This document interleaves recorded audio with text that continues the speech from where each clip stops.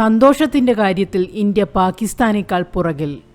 National day of ഹാപ്പിനെസിന്റെ ഭാഗമായി United Nations സന്തുഷ്ട രാജ്യങ്ങളുടെ ലിസ്റ്റ് പുറത്തുവിട്ടു. 143 രാജ്യങ്ങൾ ഉൾപ്പെട്ട ലിസ്റ്റിൽ ഇന്ത്യയ്ക്ക് സന്തോഷത്തിന്റെ കാര്യത്തിൽ 126-ാം സ്ഥാനമാണുള്ളത്.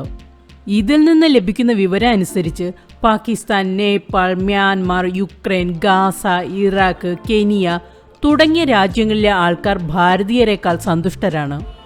പുറത്തു വന്ന റിപ്പോർട്ടിൽ ചൈന 60-ാമതായും ഇറാഖ് 92-ഉം നേപ്പാൾ 93-ഉം പാലസ്തീൻ 103-ഉം യുക്രൈൻ 105-ഉം പാകിസ്ഥാൻ 108-ഉം കെനിയ 114-ഉം മ്യാൻമാർ 118-ഉം സ്ഥാനത്താണ്. എന്നാൽ ഭാരതം ഈ ദേശങ്ങളിൽ നിന്നൊക്കെ താഴെ 126-ാം സ്ഥാനത്താണ് ഉള്ളത്.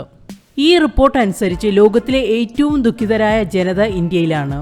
ഇന്ത്യയുടെ മുന്നിൽ വരുന്ന രാജ്യങ്ങളെ കണക്കിലെടുക്കുമ്പോൾ ഈ ലിസ്റ്റിന്റെ വാസ്തവികതയെക്കുറിച്ച് സംശയം ഉയരുക സ്വാഭാവികം. നിങ്ങൾ സ്വയം ചിന്തിച്ചു നോക്കൂ. യുദ്ധവും കെടുതികളും കാരണം കഴിഞ്ഞ 2 വർഷമായി 31,000 ആൾക്കാർ യുക്രൈനിൽ മരിച്ചു കഴിഞ്ഞു. ഇസ്രയേൽ ദിവസവും 10,000 ബോംബുകളും മിസൈലുകളുമാണ് ഗാസയിലേക്ക് അയച്ചുകൊണ്ടിരിക്കുന്നത്.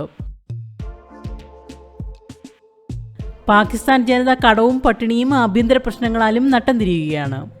സൈനിക ഭരണവും ആഭ്യന്തര കലാപവും റോഹിംഗ്യൻ പ്രശ്നങ്ങളും കാരണം മ്യാൻമാർ അസന്തുലിതാവസ്ഥയിലാണ്. ആയിരക്കണക്കിന് ആൾക്കാരാണ് ജയിലിൽ അടയ്ക്കപ്പെട്ടിരിക്കുന്നത്. ഇങ്ങനെയുള്ള സ്ഥിതിവിശേഷങ്ങളിലുള്ള രാജ്യങ്ങളിൽ ഉള്ളവരാണ് സന്തോഷത്തിന്റെ കാര്യത്തിൽ ഭാരതത്തെക്കാൾ മുന്നിൽ. 10 വർഷം കൂടുമ്പോഴാണ് ഈ പട്ടിക വരുന്നത്. GDPയും 5 സർവേ ക്വസ്റ്റ്യൻസും ഉൾപ്പെടുത്തി അതിൽ കിട്ടുന്ന ഫലമനുസരിച്ചാണ് ഒരു രാജ്യത്തെ ആൾക്കാരുടെ മുഴുവൻ സന്തോഷം അളക്കുന്നത്. അങ്ങനെ നോക്കുകയാണെങ്കിൽ തന്നെ അമേരിക്ക, ഫ്രാൻസ്, ബ്രിട്ടൻ, എന്തിന് ചൈനയേക്കാൾ GDP ഗ്രോത്ത് ഇന്ത്യയിൽ ഉണ്ടായിട്ടുണ്ട്. രാഷ്ട്രീയമായും സാമൂഹികമായും കഴിഞ്ഞ 10 വർഷമായി ഇന്ത്യക്ക് ഏറെ സ്ഥിരതയുമുണ്ട്. എന്നിട്ടും റിപ്പോർട്ട് അനുസരിച്ച് ഈ ദേശത്തുള്ളവർ ദുഃഖിതരാണ്. എന്തിനു പറയുന്നു, പാകിസ്ഥാനിലെ ആൾക്കാരെ അപേക്ഷിച്ച്, ഗാസയിലെ ആൾക്കാരെ അപേക്ഷിച്ച്, യുക്രൈനിലെയും മ്യാൻമാറിലെയും ആൾക്കാരെയും അപേക്ഷിച്ച് ഇന്ത്യക്കാർ ഏറെ ദുഃഖിതരാണ്. ആൾക്കാരുടെ സന്തോഷത്തെ ശരീരം അളക്കുന്നത് പോലെ നമുക്ക് ഇഞ്ചി ടേപ്പ് വെച്ച് അളക്കാൻ സാധിക്കില്ല. വലിയ ജേർണലുകളും ഗവേഷകരും ഒക്കെ വെളിപ്പെടുത്തുന്നത് 100% ഒരു വ്യക്തിയുടെ സന്തോഷം അളക്കാനുള്ള സംവിധാനം നിലവിലില്ലെന്നാണ്.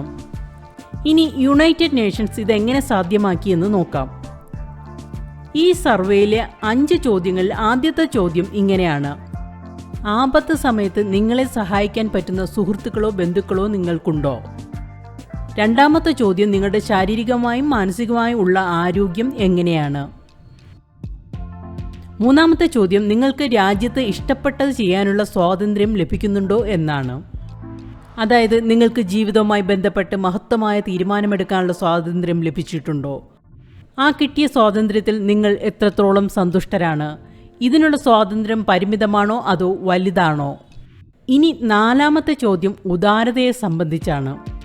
ഇതിൽ ആൾക്കാരോട് ചോദിക്കുന്നത് കഴിഞ്ഞ മാസം എത്ര രൂപ ദാനം ചെയ്തു, എത്രത്തോളം സോഷ്യൽ സർവീസ് ചെയ്യുന്നുണ്ട്. 5ാമത്തെ ചോദ്യം കറപ്ഷനെ കുറിച്ചാണ്.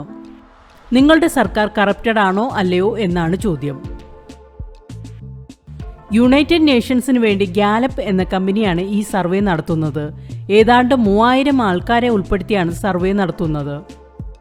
ഇന്ത്യയിലെ 140 കോടി ജനങ്ങളിൽ ഏതാണ്ട് 3009 പേരോട് അഭിപ്രായം ചോദിച്ചിട്ടുണ്ട്.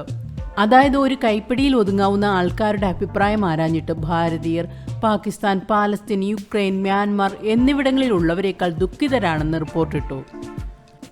ഭാരതത്തിലെ 0.0002% ആൾക്കാരുടെ അഭിപ്രായം എങ്ങനെയാണ് മുഴുവൻ ഭാരതത്തിന്റെ അഭിപ്രായമാകുന്നത്? ഈ റിപ്പോർട്ട് പ്രകാരം സന്തോഷത്തിന്റെ കാര്യത്തിൽ ഫിൻലൻഡ് 1ാമതും, ഡെൻമാർക്ക് 2ാമത്, അയർലൻഡ് 3ാമത്, സ്വീഡൻ 4ാമതും, ഇസ്രയേൽ 5ാമതുമാണ് വരുന്നത്.